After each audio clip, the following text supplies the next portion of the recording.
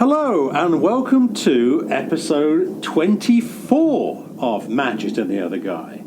And you join Kevin and me on a beautiful sunny afternoon here on the banks of Lake Wylie in Charlotte. Kevin, what do you make of this marvellous day? I think we're getting our first real taste of spring. I think there's really some temptation showing up and saying, here's what's to come. And I'm very glad to see it. It's not overly warm, I must say, sitting here on the porch, but it is beautifully sunny. So that's a sign of good days coming, I think. Yep. What have you got to tell us today? Well, before we get rolling on our topic today, I just wanted to remind the listeners, too, that we're glad that you're joining us each week and we can see the consistency in that. We'd also love for you to spread the word. Don't keep this as a big secret. Tell your friends, tell your family, get them involved. We'd love to have them along with us as well. That's right. The more, the merrier. We always invite you to pull up a chair and join us on the banks of Lake Wylie. So, I mean, I think virtually we can take as many people to join the party as possible, can't we? There's no limit on the numbers of people we can invite down here. No, let's go global. That's right. Now, what are we going to be talking about in episode 24? Loosely going to be talking about. Well, speaking of said listeners, we got another suggestion from Jake and Sarah that wrote us and said that one of the topics they'd like to hear about is libations. Libations, yes, which is a posh word for drinks, isn't it? Exactly. Yes. Well, yeah, sure. Well, start us off then. So, now, before we get started on, let's say, alcoholic drinks, beverages, I've always been a bit baffled by the word beverage. Why we don't just use the word drink? But I mean, that's probably something else. That's another episode, probably. I know that you don't drink coffee, and I've been addicted to it for many years, certainly from when I'm working in Formula One for an Italian team. But you also told me you've never had a cup of coffee. No. Yeah. Never one. And I get it. Again, it goes, I think, back to, what your parents did at home. There was just never, a coffee pot brewing in the house, other than Mom having bridge club, like we've mentioned before, but it just wasn't a thing that was there. It's not that you don't like coffee, really. It's simply that it's never been a part of your life. Well, I've never had a cup full to try it. So. Yeah. I guess there's a part of me that says, well, I guess if I've gotten this far, I just don't need it. I mean, it's something that I'd kind of, I know people want to come off so much caffeine. Maybe I don't need it anyway. Yes. Now, I love tea. I'm being from the South, sweet tea, and I can't have too much of that. That's just a big sugar bomb. But it is wonderful. But I will get a lot of half and half tea now and again. Yes. Iced tea. Oh, yeah. Yeah. Yeah. I've had hot tea, and I'm okay with it. It's just not, like from your culture, it's quite a thing. But occasionally I'll have a hot tea, but it is very rare. Yeah, I mean, if you ask for iced tea in England, I mean, things may have changed now, but when I was growing up as a kid, certainly if you asked for iced tea in England, no one would know what on earth you were talking about. Yeah. Yeah. Well, even here in the States, you go up north to a certain extent, and you tell them you want sweet tea, and they'll look at you like you got lobsters crawling out your ears. Really? Oh, yeah. Yeah, isn't that strange? Yes, okay, so that's tea and coffee. I'm always baffled by coffee. I know it seems to come and go in popularity and approval from medical sources. Stop drinking coffee. No, you're okay to drink coffee. You should drink 3 litres of water a day. Don't count tea and coffee. Do count tea and coffee. I never know what I'm doing right or wrong any longer. Well, the same thing goes when we start talking about drinks here a little bit. Some say have a glass of wine each day. Some say a beer is good for you each day, and then some may say not. I don't know. Everything in moderation. I like that idea. Personally. That's probably a good policy. Yes. Well, being English and therefore being surrounded by the pub culture, and the pub being the centre of village life. I grew up around that, and so being around alcohol was nothing unusual to me at all. We were always, as kids, being taken into the pub with our parents, and we would sit there and not say a single word. We're not allowed to speak, as the grown-ups were playing cards or dominoes and having a beer on a Sunday night. Uh-huh. And I distinctly remember having a packet of cheese and onion crisps. Chips, as we used to say in the States, and a little bottle of Tizer or some equivalent pop or soda. But I was always surrounded by pub life. And moving into teenage years, we would meet at the pub. So it was everybody met at the pub. It was really, that's what the pub was for. It was just a meeting area.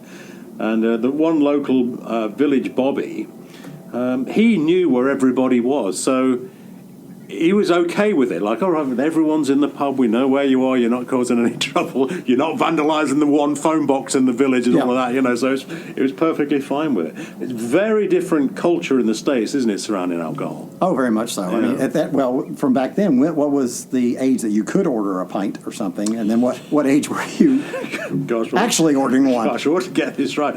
I think it was, 16 were allowed to go in the pub unaccompanied by parents. Okay. And I think 18 is when you could order a beer. Okay. Again, Google and Wikipedia will tell me that's not correct, but I think that's about right. Yeah. Yeah. Well, in my case, all of that really never came into question because I was an extremely late bloomer. I didn't have my first alcoholic beverage, drink, whatever you want to call it, until I was, I think, 22. Okay. Right. I had no interest in it prior. And again, I think it's part of, again, what you experience at home. Mom never had any. Yeah. Dad was very rare. In fact, I mean, the only time I can remember, he used to travel out west occasionally, and sometimes traveling, he would bring back a six-pack of Coors beer. Yeah. Because back then, you couldn't get Coors in the, our part of the country, in the southeast. Go back to your Smokey and the Bandit smuggling stories. Yeah. But so he always, would pick up one and bring back.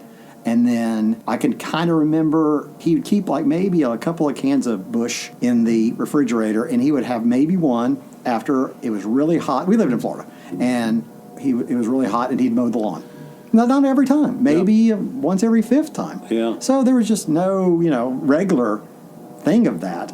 And to be honest, I've always said I think a lot of it comes from what I would see on TV and movies where, okay, people drink to excess, they get sick, they throw up, and they're a mess. I was like, well, that looks like fun. No, I'm like, I really don't want to do that. Thank you very much. Yes. So I just really honestly had no interest in it. And two, the people around me, I just don't remember being around kids in high school that was their big thing. Yeah. Not that I didn't go to the parties, where plenty of people were. Sure. In fact, it was so funny. One of them, I still remember, and this was a big one, and it got raided by the police. Well, I just sat there on the couch just smiling because I hadn't had a drop all night. I wasn't going to be in any kind of trouble. I was just watching the chaos because I'm like, y'all can ask me or give me any test you want. I'm good to go. On the other side of the Atlantic, growing up and looking over to America through TV shows and movies and books in later years, I always got the impression that you guys over here in the States were, you had far more, I'm going to use the word draconian because I can't think of anything better, but far more draconian rules on alcohol consumption than ever we did in England. And during my years, 15 years I lived in France, I lived down in Bordeaux and very close to Cognac. I mean, we're stone's throw away from Cognac, which is famous for one thing, its brandy production, and Bordeaux, which is, again, famous for one thing, some of the finest wines in the world, grown on the little Bordeaux peninsula of the Medoc. And mainland Europe, I'm thinking particularly Italy, Spain, and France, Portugal perhaps, but I've got very little working knowledge of Portugal.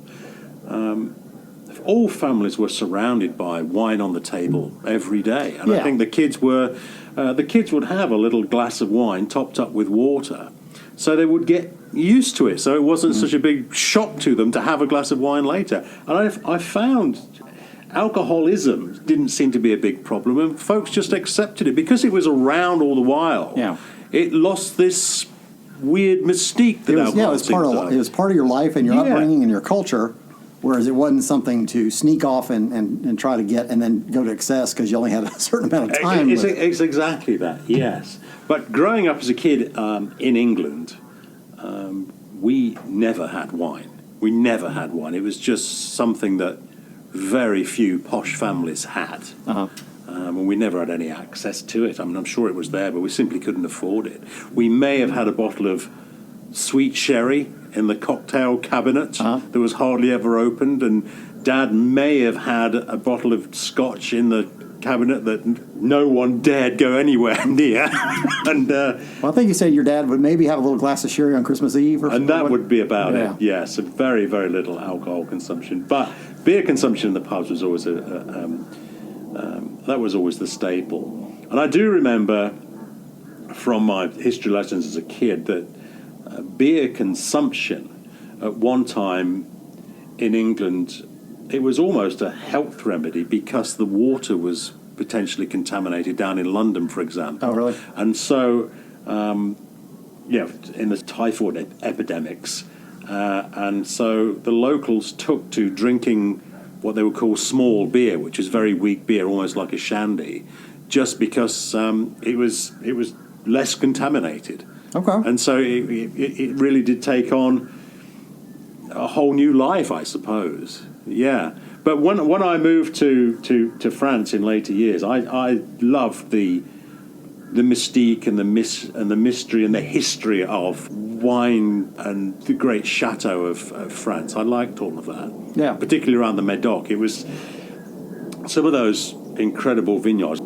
Chateau Mouton Rothschild, for example, one of the finest wines in the world, and the vintage each year is sold before the grapes come off the vine stock, which is great. It must be a great business to be in. Exactly. You know. If only. Yeah. Yes. But all these great wines are there, and yet the area around the Médoc, Saint Estèphe, for example, great name in French wine, is a little, almost like middle-aged village that doesn't seem to have been touched for hundreds of years.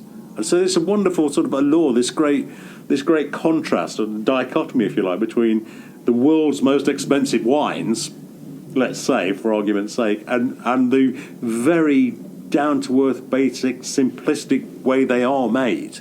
I like all of that. It's kind of it's a fun thing. Yeah. There's so many that are very, very versed in the history and the different vintages and all that kind of stuff. And it can be a really good hobby for some. Oh, absolutely. Enjoying all that. And yeah. I say I was a late bloomer. Now, granted, I think I do remember we were in the Keys when I was 14, because it was summer of '83, and we'd spent the day. Part of us had gone down to Key West. This was like the parents were driving, and on the way back, they had I was joking around. They had a little cooler, and they had these little tiny beers. They were like a half can, and I don't think they sell it anymore. Yeah. And it was a Budweiser, and I asked jokingly if I could have one, and they were like, "All right." But I got 2 sips, and I just could not. And they're like, "Just pass it up here." But I was like, to this day, I wish I'd have downed that thing, because the other guys would have been so impressed. But so I had that, and then again, Dad would have those maybe once when he did the lawn or something occasionally, and I'd try a sip and just like, nope, still don't like it. Moving on.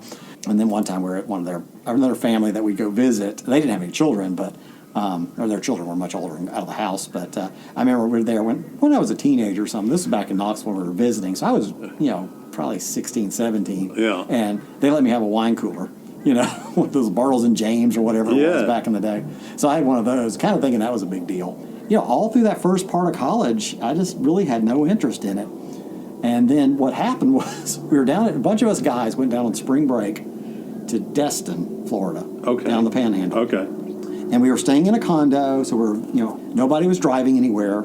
They were like, we're going to go walk on the beach, and Kevin, we want to make you a drink. And I finally was like, all right, again, nobody's driving, we're perfectly safe here, and nobody's going to do anything stupid. Right. I said, I'll let y'all make me a drink. Yeah. Well, they'd already had a few anyway, so their mixing skills were a little askew. And they came up with this grape Kool-Aid, whatever was in it. It wasn't even that cold, in this like 32-ounce drink bottle, or just like a cup. So we go walking the beach, and I'm kind of lagging behind, kind of going along. And I'd sip a little bit, and I'd pour out a little bit, and I'd sip a little bit, and I'd pour out a little bit. And they're like, "How's that drink?" "Hey, it's great, whatever." Yeah. Well, I did finish it, and then as nature calls, I said, "Well, I'm going to go up here behind the dunes." And I noticed that I was crossing the dunes. I was like, my legs aren't working like they normally used to. So I was like, so that's what this is all about. So we come in from that evening. Well, the next day, everybody's fine. We're going to go out to lunch. A lot of time we'd hit Subway and get their, a foot-long sub or something like that. And I said, well, if I'm going to do this, I'm going to do it right. So I went to, swung by the liquor store, and I bought a bottle of Absolute. I got some club soda, I got some Collins mix, I got some lemons and limes, and we got back, and later we did end up meeting a group of girls too, and they were all hanging out in the condo. So I'm over there. I looked like I was Tom Cruise in Cocktail. I had this thing, and I was shaking it up, and I was pouring the things, and these girls were like going, "This is so delicious." And I was like, like I'm an expert or something. But that became my latter years of college. I would maybe make myself one of those if we were having a party that evening or something like that. It was always, I guess you'd call it a vodka Collins. Yes. So, and to this day, that's usually my drink of, if I'm going to have a cocktail somewhere, it'll be a vodka Collins or something. I have no interest in a Tom Collins because that's gin. I'll use a vodka drink will be fine, or Cape Cod, which is what, vodka and cranberry.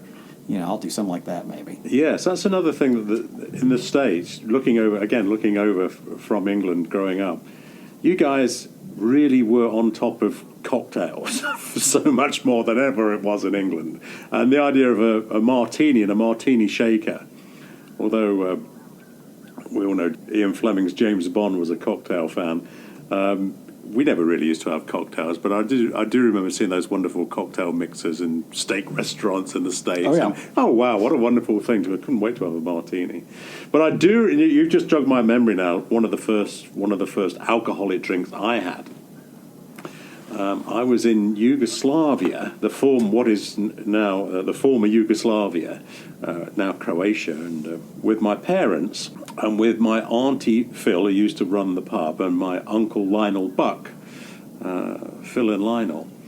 We were staying at a little village near the town of Dubrovnik, which is a beautiful walled town, and Mum and Dad had gone to bed. I think Auntie Phil had gone to bed, and I was trying to find my uncle Lionel, see where he disappeared to. Anyway, surprise, surprise, he sat at the bar, one little bar at the hotel.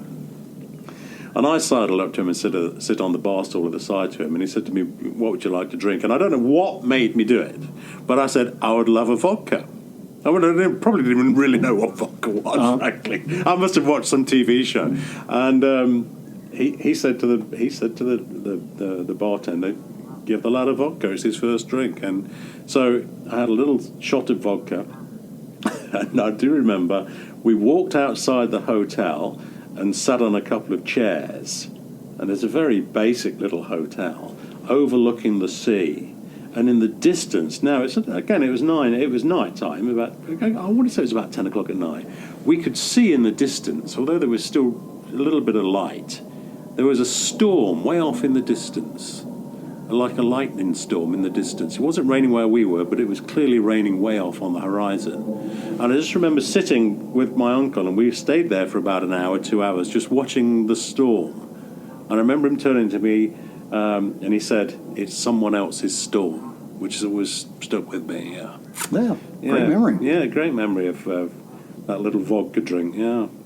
What other cocktail stories have you got? Oh, well, I mean, after now that again, that was still in college, so that became like I say, I'd have that in a party setting or something like that, make my own or something like that. Yeah. Well, I still wasn't big on the beer, but inevitably it's around all the time, And my buddy Martin, I was always hanging out with him and stuff, and he was a Sigma Chi in the fraternity, so I was often at their parties and stuff like that. Right. And I'll never forget how proud he was of me when I finished a full Miller Lite. He's like, "You finally had a whole beer." There you go. And I actually finished a Miller Lite. So that weaned me. Yeah. And then I was able to slowly, and he always said, it's an acquired taste, and, eventually you'll get there. Yeah. And then it started slowly getting into that where, we'd be out and I'd have a pitcher. Well, I wouldn't have a pitcher. We'd share a pitcher, and I might have a little bit more and stuff like that. So then I, kind of started, and then later, you start trying the other types of beers, and I've grown to appreciate them. Now I like, an amber. Yeah. That's kind of my favorite. A lot of people, nowadays IPAs are real popular, but I'm still not a big fan of those. They're just too bitter for me. Yes, I do like an IPA, Indian Pale Ale, or India Pale Ale, I should say. Really, my understanding of IPA beers, they were introduced to India during the colonial days, when there were a lot of British forces over there, and they were drinking a lot of beer to keep cool. And I'm not sure if that really really worked, frankly, but that was the idea. So that's where the name India Pale Ale came from. It was made really for British troops over in India. Yeah. And you just reminded me of another story. I was thinking about different beers. This is a little Guinness story. And we know that bottled Guinness has a very distinctive, different taste and appearance, appearance more than anything else, than draft Guinness, which is supplied. Draft Guinness is poured with nitrogen, and that alters the look of the Guinness. So bottled Guinness is a very different thing. Anyway, I was in a pub in Loughborough. I would have been about 25. A little group of us were in there, and there was a salesman in there. I can't remember what it was selling. But anyway, he was a local, but his business was sales. And we got talking about the difference between bottled Guinness and draft Guinness. And we were talking about the fact that, they're very different things. And he said last time he was in Ireland, let's say it was a hotel in Dublin, in the hotel room was a 6-pack of bottled Guinness. But with the bottled Guinness was a little syringe, like a little air syringe. Oh. And he said the idea was you take the top off the Guinness bottle and it was fundamentally flat. But with this little syringe, you injected air into the bottled Guinness, and it magically brought the Guinness to life. Wow! And better living through chemistry. That's right.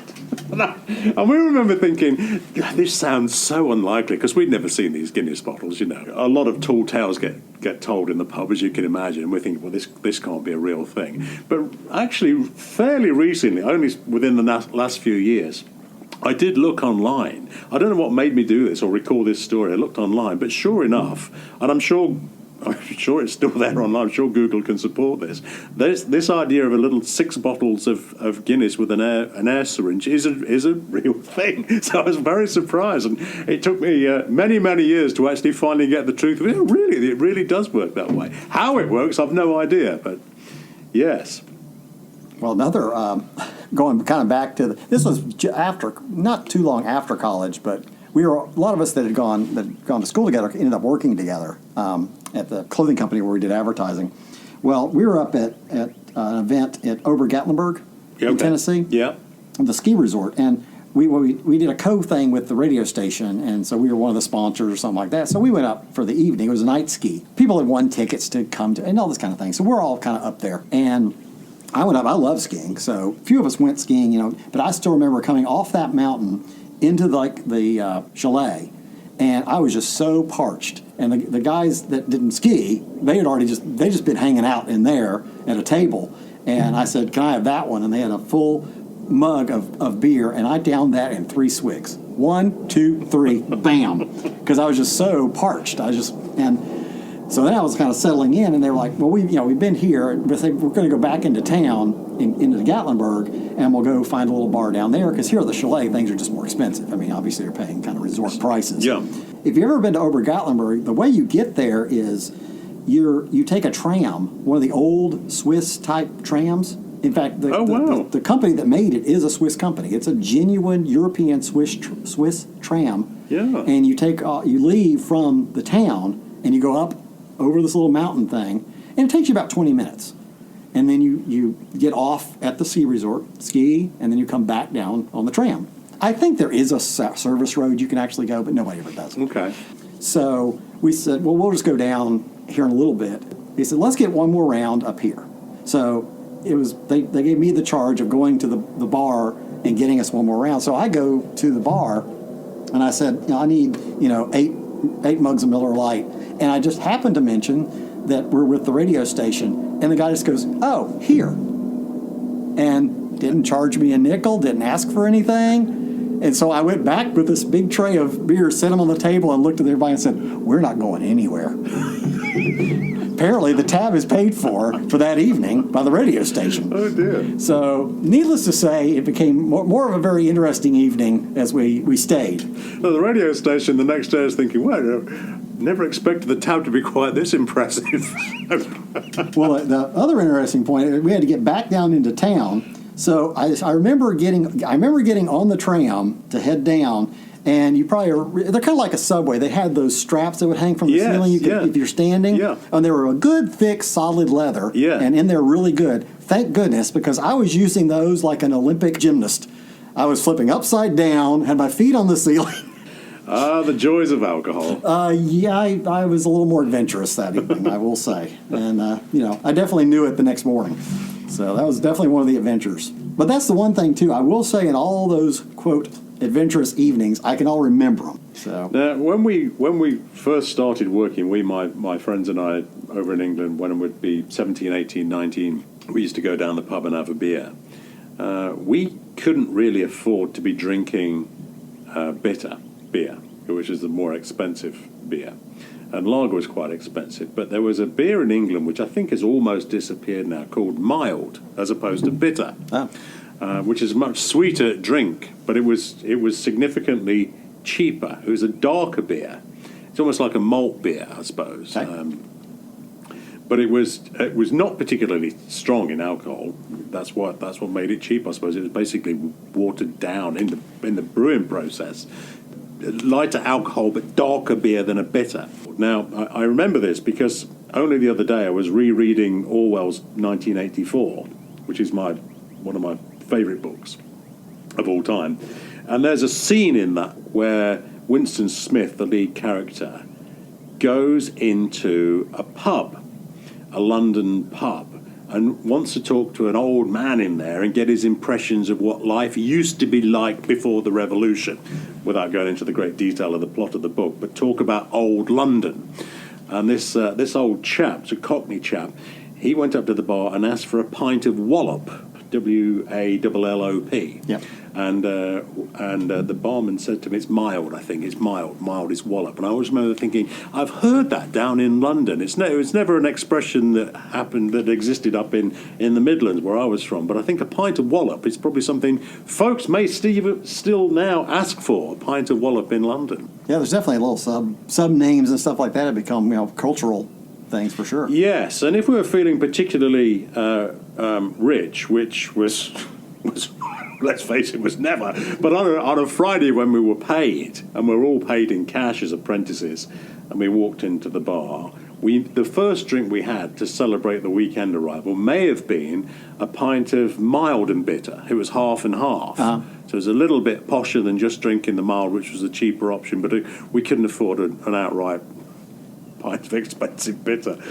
Gosh, what a different life, it was back then. We used to count every penny we had to. Oh yeah. I mean, it was I always say too. It's like early in your career, you're scrounging for everything, but you live like kings.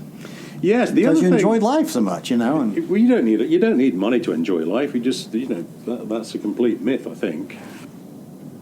The other thing I remember from pub life back in England in those days, I've never been a smoker, as we've chatted about before, but a few of my friends were, but they could not afford a pack of 20 cigarettes, nor a pack of 10 cigarettes, which existed. I don't know if they existed in the States in packs of 10. They certainly did in England. Not being a smoker, I really couldn't. I think they're 20 in a pack, and that's standard. Right, here. But in England, if you went to the pub, you could ask for, I think it was a pack of 2 or 3 cigarettes.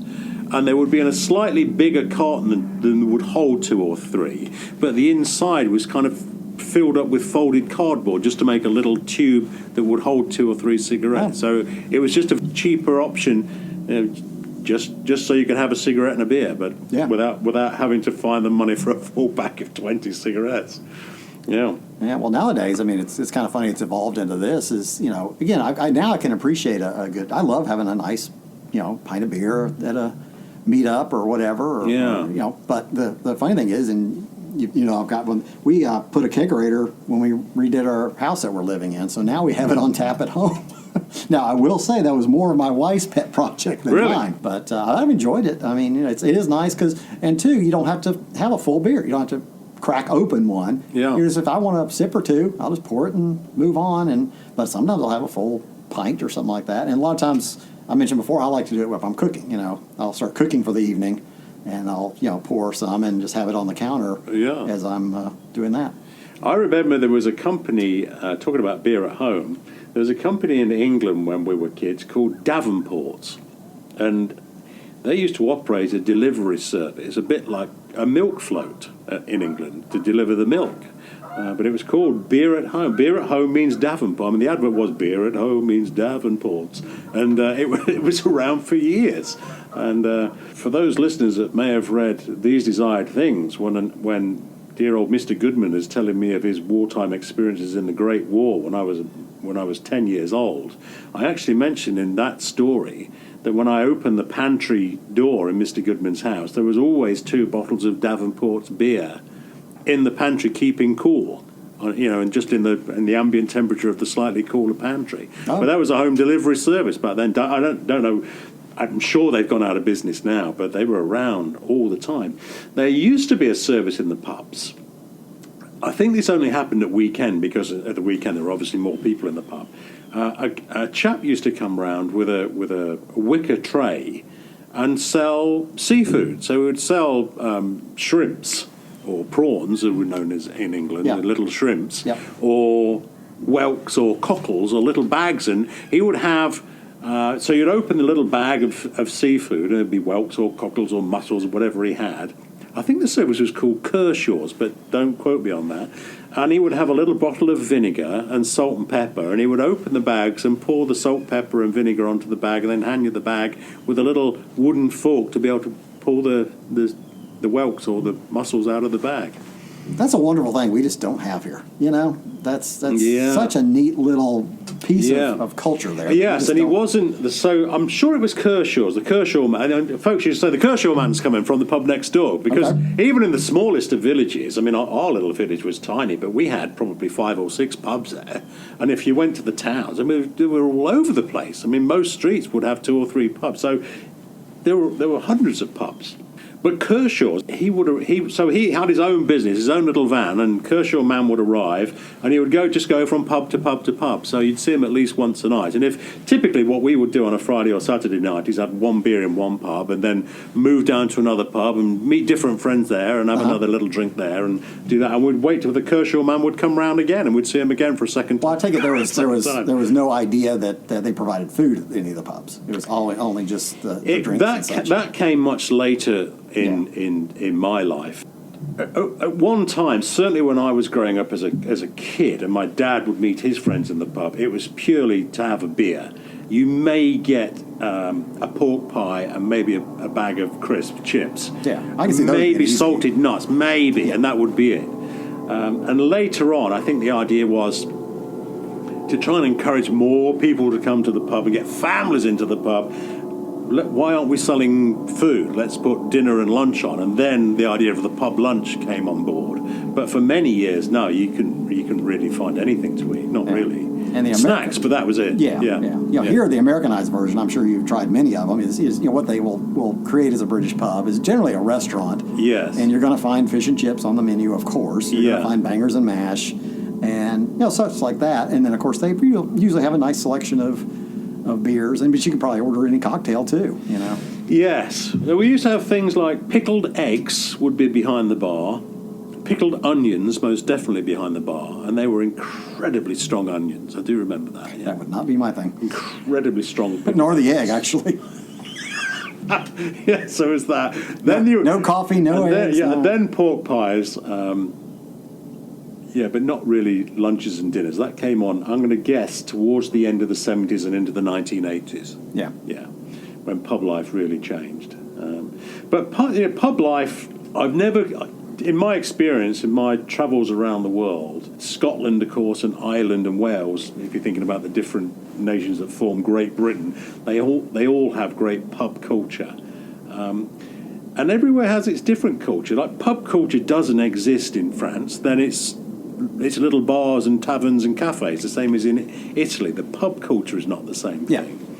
Everywhere has its own version of that. Little street-side cafes. But I love it. During my years in France, just wonderful to sit outside on a little terrace table and have a coffee and a glass of wine. Yeah. It's something that you really couldn't do in England. And I like that idea of each culture in each country has its own unique approach to entertaining its guests. Yeah, I like that. I haven't been to Italy, but I would imagine you can have some Chianti and Talking about wonderful experiences, we better wrap this episode up. That's soon gone again, isn't it? We always say that. We're nearly. We get the right minutes. topic and roll with it. Yeah. Well, gentle listener, both Kevin and I have got a bottle of water on the table, so we'll have a little sip of water. And that'll be our libation for the day. But we hope you enjoy the rest of your day, and we'll look forward to seeing you again on another episode of Matches in the Other Car. We better say goodbye, Kevin. Bye. Stay hydrated. Yeah, bye for now. Cheers.